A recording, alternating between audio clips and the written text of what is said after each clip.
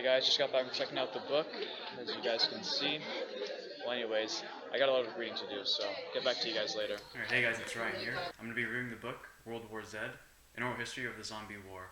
This book was written by Max Brooks in 2006, and I'm going to give you guys my thoughts, opinion on this book, so stay tuned. Okay, World War Z is a post-apocalyptic horror novel dealing with the after effects of the zombie war. So the format of World War Z is what makes it different from other books. Instead of a clear, defined plot, it's instead a series of interviews that Max Brooks did with other survivors of the zombie war.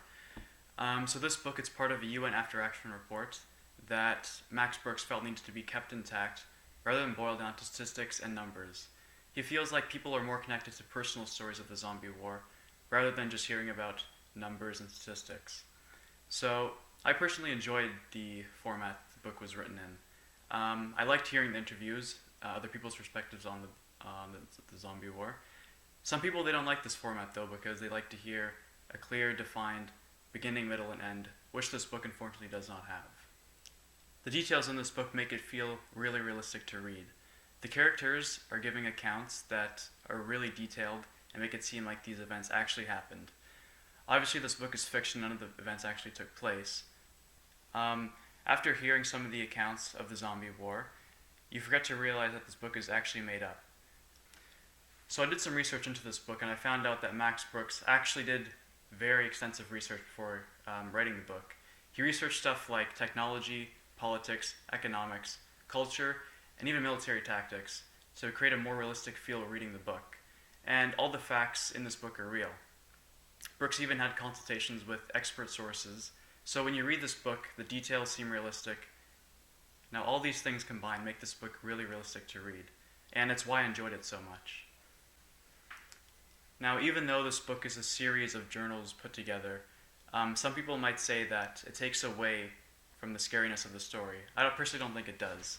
This book does not minimize the threat that zombies impose, but it rather creates the most human outlook possible. It's you connecting with the characters and feeling their emotions that they went through this time. So because this book is a series of interviews, there's no clear characters, there's no main character, there's no protagonist. So people might not like that. Some people, they like to see a main character and follow them throughout the storyline. As I mentioned earlier, this book is a series of interviews, and that might not be appealing to some people because, like I said, certain people, they like to connect with the main character, but in this book, it's dozens of characters that you meet, and there's no one main character in this book. And the same thing is true for the setting. There's no one main setting in this book. Every time Max Brooks interviews someone else, they're in a different country. We're taken all around the world, countries like China, South Africa, Canada, United States, Middle East, and even in Antarctica. Most of the setting is very chaotic and dark, and this suits the main theme of the book. So now dealing with the themes. There's various themes throughout this book that you'd expect from a zombie book, like fear and violence. But there's other themes that you might not expect from a zombie book, like government corruption and prejudice.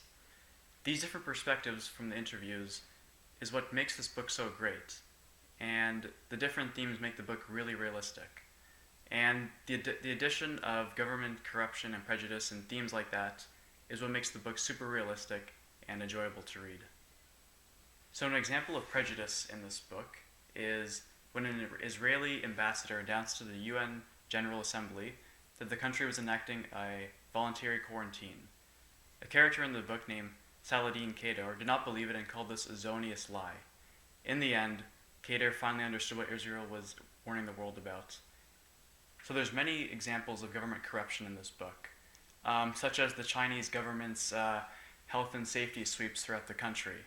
Basically, the government would go into villages, tie people up, and bring them away. And also, basically all the governments in the world at this time were keeping the news of the outbreak away from the public. And also another example of corruption was there was this one doctor who performed illegal organ transplants. And the reason why he didn't get arrested was because he was partners with the police.